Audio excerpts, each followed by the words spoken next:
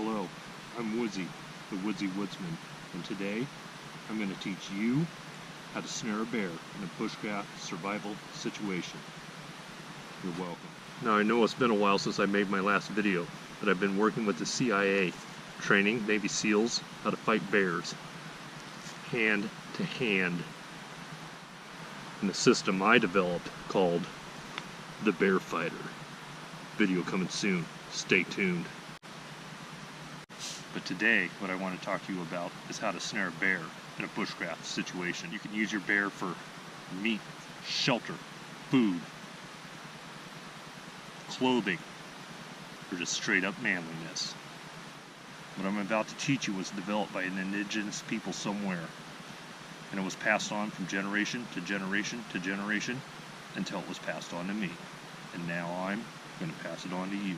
Let me start by telling you that everything you know about bears is wrong. But before we start, let me share with you some fun bear facts.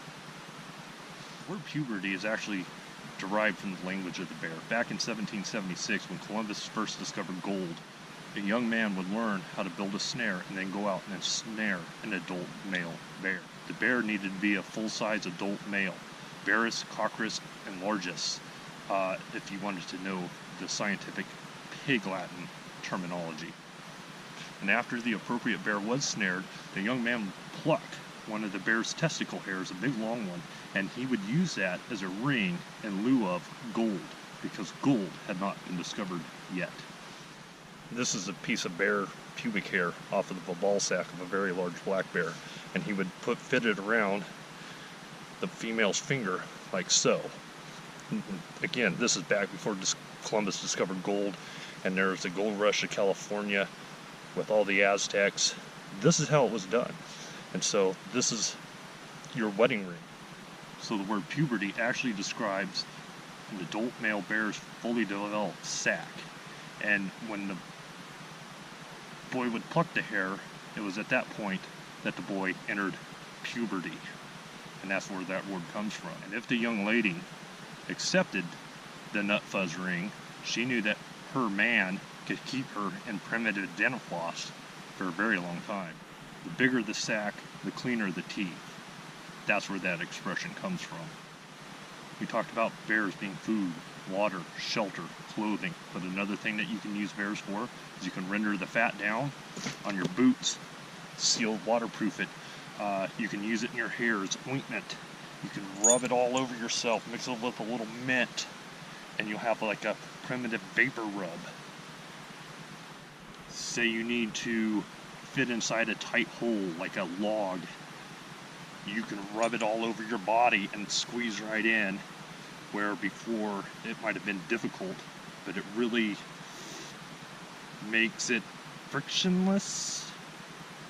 Anyway, put it all over, into the hole. Most instructors are going to teach you how to look for tracks, trails, feces. And that's fine if you're a beginner. But if you are into extreme bushcraft and you really want to know how to snare a big bear, something with some good dental floss, then you're going to have to look for something I call the chub line. Now, all animals mark their trails with urine, kind of marking out their territory, but big bears chub. Now, a lot of people misunderstand. They see bear claws up in a tree and they think that the bear is showing off its size. They think that he's giving the other bears an indication of how big he is. That's wrong. What he's actually doing is holding on to chub the tree to establish dominance. So what the bear is doing is getting a good grip on that tree to give it a good chubbing with his Berus coccus gland, which emits a blend of salty flavor and pheromones that emit from his nutsack that are run down into the stiff pubic hairs that kind of penetrate into the tree when he's chubbing, that transfer that salty nastiness into the tree to establish his dominance or his territory. And then when a female shows up, she can smell and taste the tree for saltiness.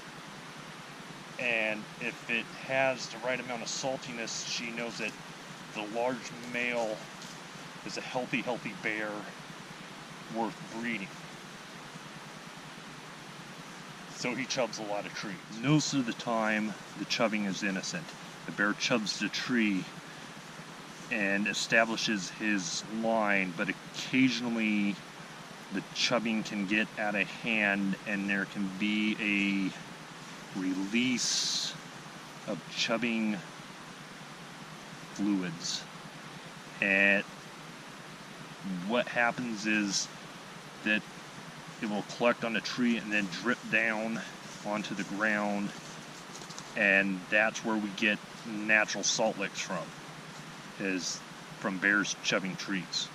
And if the tree is one that the bear chubs over and over again and it has multiple releases over the year, eventually a corporation will find this tree and they will send in Oompa Loompas, which will harvest the salty discharge.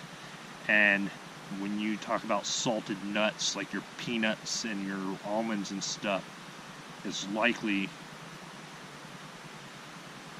that that's where it came from over chubbing a tree, a large bear.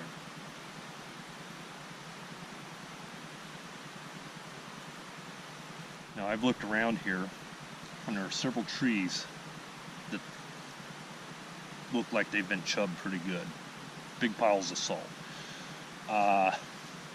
We are on an established chub line. Behind me is where we're going to set our trap, our snare, and I'm going to teach you how to bait the trap in a natural way. This only works if you eat at least 3,000 calories of red meat a day. If you don't, it will not work. You need to make sticky buns or something like that to bait your trap. But if you eat like a real woodsman, 3,000 calories of red meat a day, you can use your own urine to bait the trap. I'll show you how. So what we have here is a spring tree with a loop that just goes down to the ground. The bear, I use high visibility cord. The bear doesn't like to step on it, so when he's walking through, he's going to step right in the middle, right on the X, right here. Now let's bait this trap. Like I said, baiting the trap is really simple, especially if you eat the red meat. You can just use your own urine and just pee right in the trap all over, just like that. Yeah, and you're just kind of giving the bear place. God, that burns. God damn, why is it so green? That's nasty. God, that's a lot too. I got another infection, do I? Oh, it's all green. Oh, what the hell was her name? Janice? Janet? Oh, I got to see a doctor. That's freaking bad. Now that we've got the trap baited and it's ready to go, we're going to walk through. I'm going to show you how this trap works so you'll know that it works every time. Now the bear's going to sniff through here, and he's going to come and... God damn it, not again. That's Ross! God freaking crap. Freaking shit. Got piss all over me now. God damn it. God.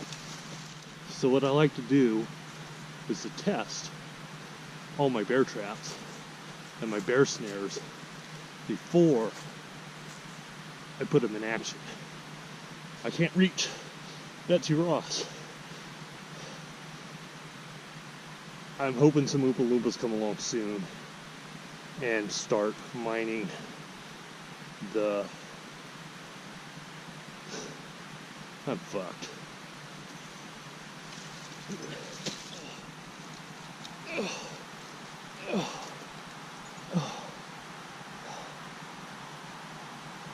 Use the Bushcraft, Woodsy. Use the Bushcraft. Darth Vader, is that you?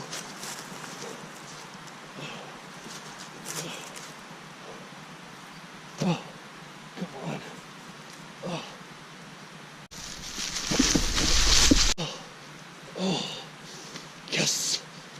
you've learned advanced bushcraft, you can survive anything.